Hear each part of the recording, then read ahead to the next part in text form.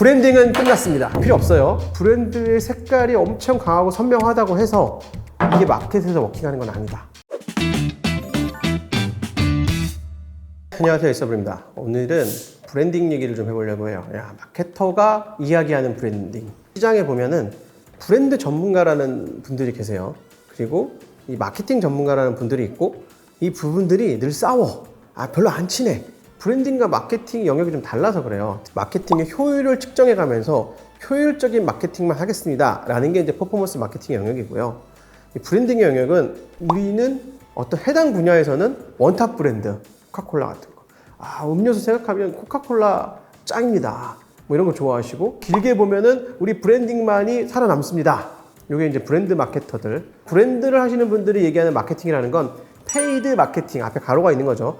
돈 주고 하는 마케팅, 광고 매체를 통한 지출을 하지 않아도 소비자가 우리를 찾아옵니다. 강력한 브랜드는 모든 거에 우선한다는 게 이제 브랜드쟁이들의 관점이에요. 일관적인 브랜드도 필요하고 브랜드가 가지는 메시지도 존재해요. 브랜드는 왜냐면 존재 이유니까. 그런데 이 브랜드가 예전과는 다르게 퍼포먼스 마케팅 혹은 마케팅에서 더 유용하게 쓰일 수 있는 브랜드가 살아남는 시대인 것 같다가 저의 관점이에요.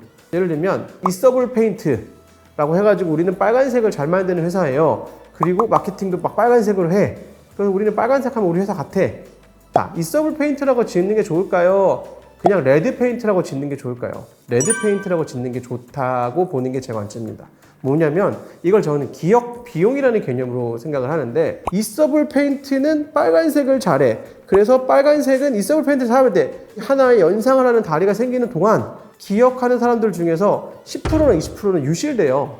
그래서 요즘 단순 명료한 연상되기 쉬운 장면들이 그렇게 각광을 받는 겁니다. 기억 비용이 내려갈수록 마케팅 효율을 극대화할 수 있다. 저희도 화장품 회사니까 막 불어도 있고 뭐 이탈리아도 있고 여러 가지 뭐 멋있는 단어는 많이 있었을 거예요. 제가 그런 단어를 왜 안 쓰냐면 누구나 알아듣기 쉬운 우리나라 말 혹은 영어 정도로 균형을 잡아주는 게 수출하거나 전 세계에서 플레이하기에는 좀 유리하다.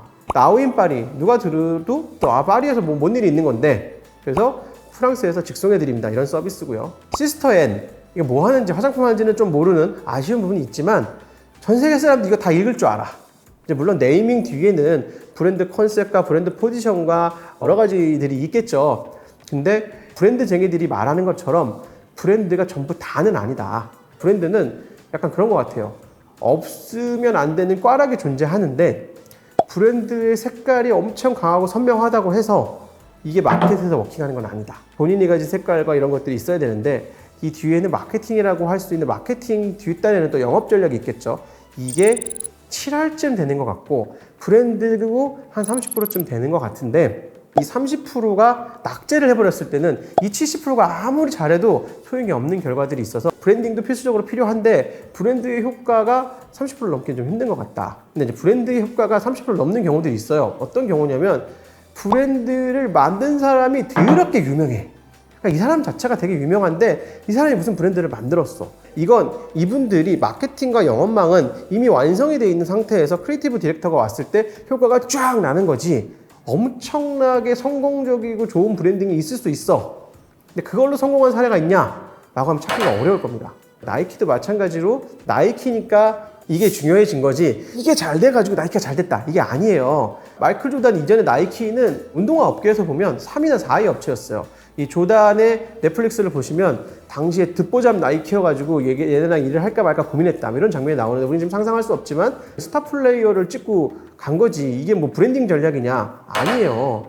브랜딩에서 제일 중요한 건 좀 네이밍에 가까운 것 같아요. 그러니까 네이밍에 맞는 톤 앤 매너와 브랜드 표현서를 잡을 필요는 있고 그렇게 가야 된다. 반란을 왜 김혜수 씨를 투입해서 브랜딩을 했을까라고 하면 단기 매출을 노리기도 했겠지만 우리는 이 반란이라는 이름이 플랫폼의 네임으로서 브랜딩이 되기를 원한다가 첫 번째였고요. 이건 우리 브랜드 가치에 우리가 쓴 돈만큼은 흡수가 됐을 것이다 라고 생각하는 게 이제 그분들의 생각이라서 2021년 비용에는 적자가 났지만 우리도 브랜드 가치와 유입된 고객들이 계속 리텐션, 쓴 다음부터는 편리하니까 계속 쓰고 필수적인 상황이 되니까 우리는 돈을 벌 것이다.